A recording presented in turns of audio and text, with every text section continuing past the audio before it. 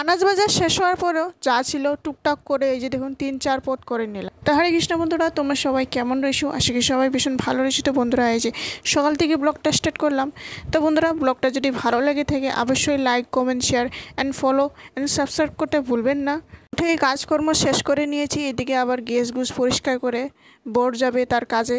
তো এদিকে তাড়াহুড়া করে 2টা আলু সেদ্ধ দিলাম ভাতের দিকে। সেদ্ধ দেওয়ার পর ভাতটিও একবারে বসাই দিলাম। তারপর এদিকে সবজিও বসাই দিলাম একটু হালকা ফুলকা করে, এই যে একটু মাশরুম আলু দিয়ে একটু সবজি করলাম। 2টা আলু সেদ্ধ দিয়েছি, ওই সেদ্ধ আলু দিয়ে মাশরুম আলুর একটু সবজি করে দিলাম। তারপর এই যে গরম গরম ভাত দিয়ে এই যে সবজি দিয়ে তো খেয়ে নিল। খেয়ে নেওয়ার পর এই যে পাখিটার একটু খাওয়াই দিল। ততক্ষণ আমি অনুরাধারাও খাইয়ে দিই। খাওয়া দাওয়া করে এবার অল্প কাজ ছিল বাইরে, তো কাজকর্ম শেষ করে আবার এখানে পূজার কামও বাকি রয়েছে। তো প্রসাদও ছিল না তেমন ভগবানকে দেওয়ার জন্য, তো একটু বাজারে গেলাম, একটু কিছু নিয়ে আসলাম। নিয়ে আসার পর তারপর আমরা এখানে ভগবানকে পূজা দিই। এই যে পূজা দেওয়ার পর ভগবানের ভোগ লাগিয়ে তারপর সকালের প্রসাদ এই যে পাই।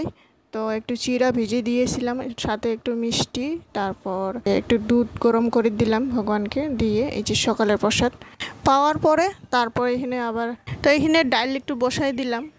আজকে ডাল করব একটু, তো এখানে ডালটি বসাই দিয়ে অনুরাধারে একটু দুধ গরম করে খাইয়ে দিলাম। তারপর এই যে পাখিটারও একটু দুধ ভাত দিয়ে সুন্দর করে খাওয়াইয়ে দিই। ছোট বাচ্চা, বেশি বড় না। এই যে আগের বার একটা নিয়ে আনছিলাম, এটা একটু বড় ছিল, এটা হলো ছোট একটু। তারপর এই যে দুপুরে রান্নাবান্না আবার আরম্ভ করলাম। এইখানে এই যে পনির একটু বানায় রেখেছিলাম। এই যে দুধ একটু ছিল, দুধ এক্সট্রা দুধ ছিল, একটু বেশি দুধ ছিল, তার জন্য এই যে একটু দুধ ফাটিয়ে আমি পনির বানিয়ে নিলাম। পনিরে যে একটু আমি ডালের মধ্যে দিব, আজকে সবজি করব না, ডালের মধ্যে দিয়ে সুন্দর করে এই যে ভাজাভাজি করে ডালের মধ্যে দিয়ে দিব।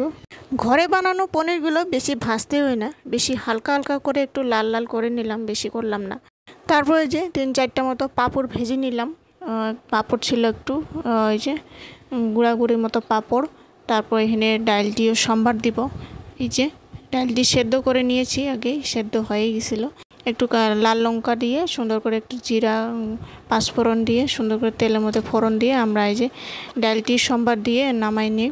এক ফালা ছোট সাইজের যে মিষ্টি কুমড়া ছিল, মিষ্টি কুমড়াগুলো ছোট ছোট করে এই যে ভেজে নিয়ে নিলাম, আধা কুচি দিয়ে একটু জিরা গুঁড়ো দিয়ে তারপর একটু ভাজা করে নিলাম। তো অনুরাধারাও তখন ঘুম পাইছিল, উঠছে সকালবেলা 4:30টার দিকে। উঠে বাইরে একা একা খেলতেছিল। তো আমিও 5টার দিকে উঠে পড়েছি। পরে ওই যে এখন তো বাজে 1:30 মতো বাজতেছিল, তখন ওরও ঘুম পাইছে। তারপরে ডাকে উঠে আমি ওরে খাওয়াইয়ে দিলাম। তো বাড়িতে তো আমি আরও ওই ছিল, বর তো গেছিলো দোকানে, ঠাকুমা তো ছিল না বাড়িতে। তো খাওয়া দাওয়া যদি রাইনটা যদি বাচ্চা মানুষটা যদি না খায় তাহলে আরও নিজেকে কেমন লাগে একা একা খাইতে। তো ওরে ডাকে উঠে তাও খাওয়াই দিলাম।